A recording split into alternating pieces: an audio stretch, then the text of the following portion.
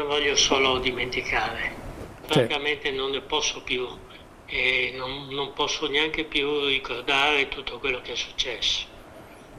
Voglio effettivamente un po' di oblio. Lasciarsi tutto alle spalle dopo 22 lunghissimi anni sotto indagine con il sospetto di essere una bomber. Questo chiede nell'intervista rilasciata in diretta a Focus al direttore di Media Nord-Est Luigi Baccialli l'ingegnere di Azzano X Elvo Zornitta, oggi 69enne, commentando l'archiviazione dell'inchiesta bis sul bombarolo del Nord-Est disposta dal GUP di Trieste.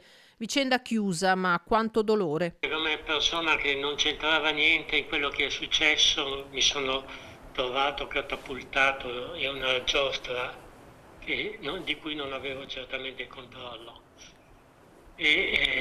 Purtroppo devo dire che in questo senso i media giocano sempre un ruolo fondamentale. 22 anni sotto assedio, un'esistenza stravolta, dice il peso di un processo giudiziario e mediatico insieme, e il pensiero va a quello che oggi accade a Garlasco. È un percorso che porta a una sfiducia, a una incapacità di reagire. Francamente non penso che nessuno possa meritare questo.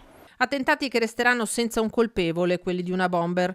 Questa l'idea che Zornitta si è fatta di lui. Una persona che colpisce indifferentemente vecchi e bambini e non ha ovviamente uno scopo, perché una persona con uno scopo come minimo lo dichiara.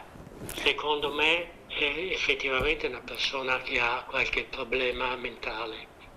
Poi che sia vivo o sia morto, questo certamente non lo so. Zornitta sta già procedendo per il risarcimento. Siamo per la causa risarcitoria, non tanto per le sofferenze che ho avuto, per le inchieste e così via, ma per la manomissione che è stata compiuta da quell'ispettore di polizia. Per questo siamo in Cassazione, che dovrà decidere.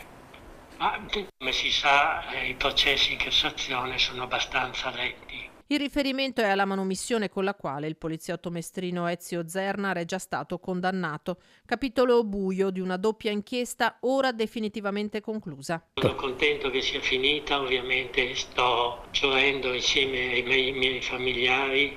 Abbiamo fatto un'ottima cena questa sera e siamo rimasti tra di noi proprio perché vogliamo godercela questa giornata in pace.